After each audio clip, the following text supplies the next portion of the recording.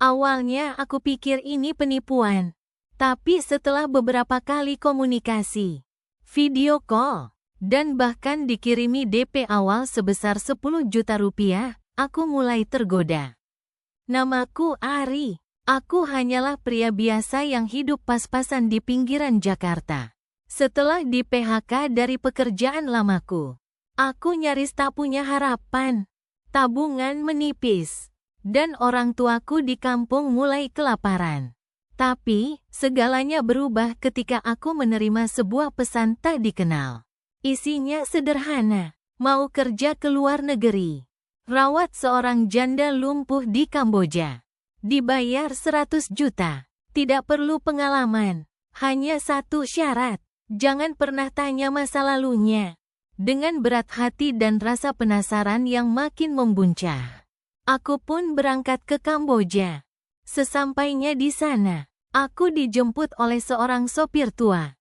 Dia tak banyak bicara. Mobil yang kami naiki melaju ke arah pelosok, melewati hutan-hutan sunyi dan desa-desa sepi yang nyaris mati.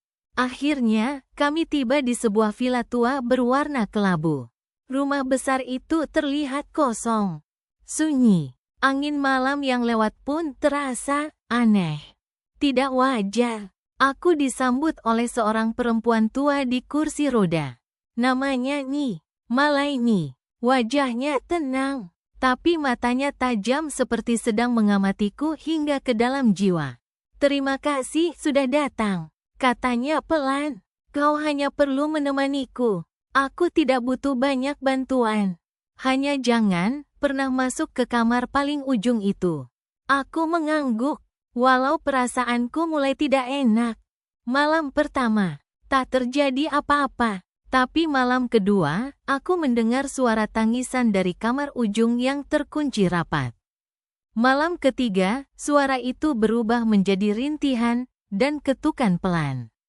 Aku bertanya pada Ni Malaini keesokan harinya, tapi dia hanya tersenyum samar. Lalu berkata, "Kadang, masa lalu memang tak bisa diam." Rasa penasaranku makin memuncak. Aku mulai menyisir rumah itu saat Ni Malaini tertidur. Di salah satu laci tua, aku menemukan kumpulan foto usang wajah anak-anak kecil. Rata-rata berusia 5-10 tahun. Tapi yang membuat darahku membeku, setiap wajah anak di foto itu disilang merah, seperti dicoret dengan amarah. Dan di antara puluhan foto itu, ada satu wajah yang sangat familiar. Itu adikku yang hilang 10 tahun lalu. Aku gemetar. Wajah adikku yang hilang saat kami berlibur di perbatasan Thailand Kamboja dulu, ada di sini. Apa hubungan Ni Malaini dengan adikku? Esok malam, aku nekat membuka kamar yang dilarang itu. Isinya gelap dan pengap, tapi di dindingnya ada puluhan nama dan foto korban anak-anak. Dan di pojok ruangan, ada sebuah kursi kecil dengan boneka tua. Seolah sedang menunggu seseorang. Saat aku hendak keluar, aku melihat Ni Malaini sudah berdiri di belakangku. Padahal dia lumpuh. Wajahnya berubah. Tatapannya tak lagi tenang. Ia mendekat dan berbisik, "Kau seharusnya tidak melihat ini. Tapi mungkin sudah waktunya kau tahu siapa aku sebenarnya." Ia mengaku dulunya terlibat dalam sindikat perdagangan anak. Adikku salah satu korbannya. Tapi sejak sebuah kejadian misterius yang merenggut kaki dan seluruh hidupnya, dia memilih menyendiri, berharap roh anak-anak itu memaafkannya. Setiap malam mereka datang, menangis, dan memanggil namaku. Katanya, aku tak bisa menahan tangis. Wajah adikku, rasa kehilangan, semuanya kembali menghantamku. Tapi anehnya, di malam terakhirku di rumah itu, suara tangisan itu menghilang.